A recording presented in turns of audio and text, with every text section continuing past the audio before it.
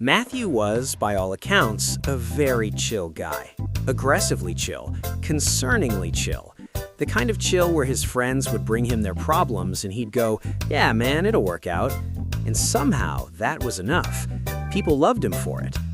Matthew also smoked weed every day, which he would tell you was completely unrelated. It was not completely unrelated. Here's the thing nobody explains properly, because it gets buried under either "it's literally a plant, bro," or "one puff and you're in a ditch." Both are unhelpful. The actual, boring, peer-reviewed truth: cannabis triggers a big, fast, artificial dopamine release. In your brain, being annoyingly good at its job, responds by producing less of its own. Fewer receptors, less sensitivity. The music gets quieter. You don't notice it happening because the symptom of having less dopamine is feeling pretty okay, just okay, plateau okay.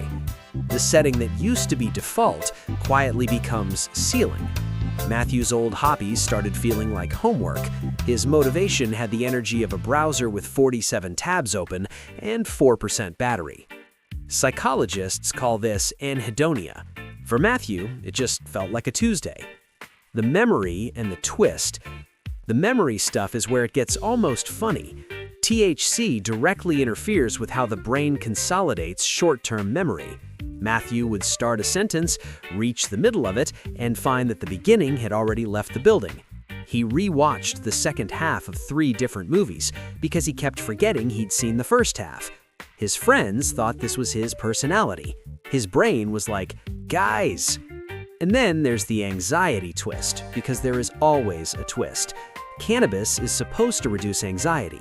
Short-term, genuinely it does, but chronic use is linked to increased baseline anxiety over time. The brain's alarm system gets suppressed repeatedly, so it compensates. It comes back louder. Matthew started finding reasons not to go to things. Not panic, nothing dramatic, just a low, carpeted hum of, "Actually, the couch is fine." He called it introversion. He called it knowing himself. The cereal aisle moment. The moment he actually clocked it was stupid and small, the way these moments always are. A song came on in a grocery store, a song he used to love, the kind that used to do something physical in his chest. He felt nothing, just, "Oh, that song." He stood in the cereal aisle for a full minute thinking about this. Then he bought the wrong cereal because he forgot what he came for. He didn't have a big revelation. He just started noticing the gap between how he felt and how he remembered feeling, and decided the gap was worth looking at.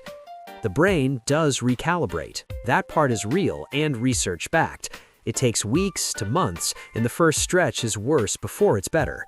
But the range comes back. The texture comes back. Matthew went through a few weeks that were not chill at all. Then, slowly, the guitar thing stopped feeling like homework. The point isn't that weed is evil or that Matthew was an idiot. The point is that the brain adapts to whatever you do to it, quietly, incrementally, without a notification. The changes don't feel like changes. They feel like you. Matthew just hadn't realized he'd been slowly trading volume for flatness, a life with texture for a life that was fine. He figured it out eventually. The cereal he actually wanted was Honey Nut Cheerios. He'd been buying plain Cheerios for 4 months. Make of that what you will.